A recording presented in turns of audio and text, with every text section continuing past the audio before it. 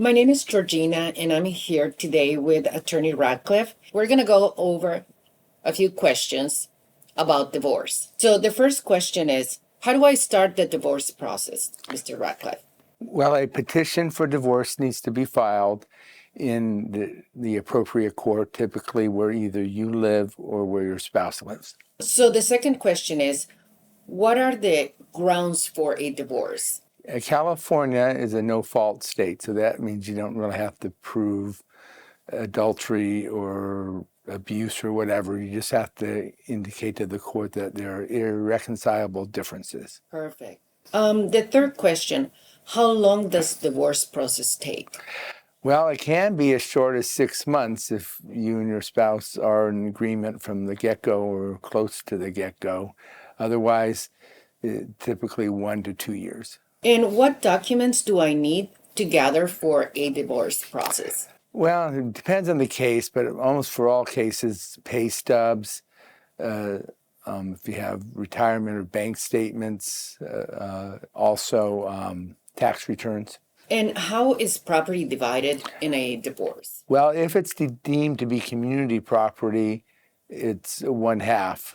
But there are some exceptions, well, not so much exceptions, but sometimes people can get credit. So if, for example, you used an inheritance, it was community property, but you used an inheritance to buy the property or pay it down, then that party may be entitled to that money, and so it wouldn't be necessarily 50-50.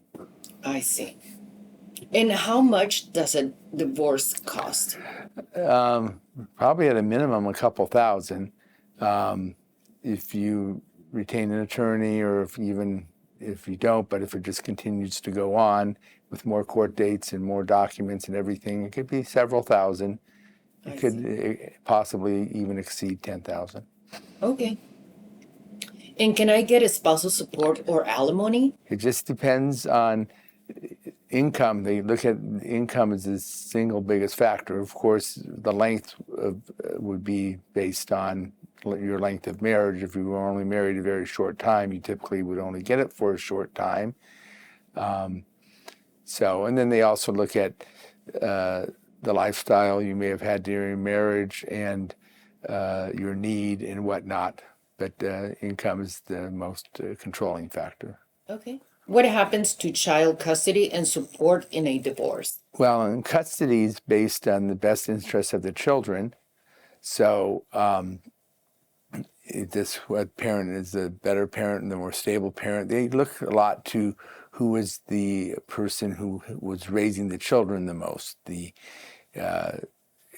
How involved was the second parent, you might say, involved with their lives, or were they kind of out of the picture?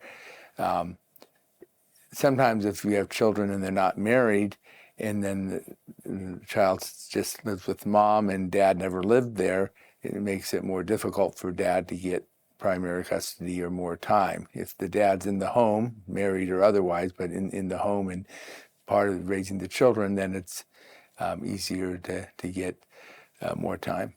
Well, thank you, Mr. Radcliffe, for all the great information. I'm sure it's going to be very helpful for a lot of people that are looking into a divorce. Oh, you're welcome, and thank you.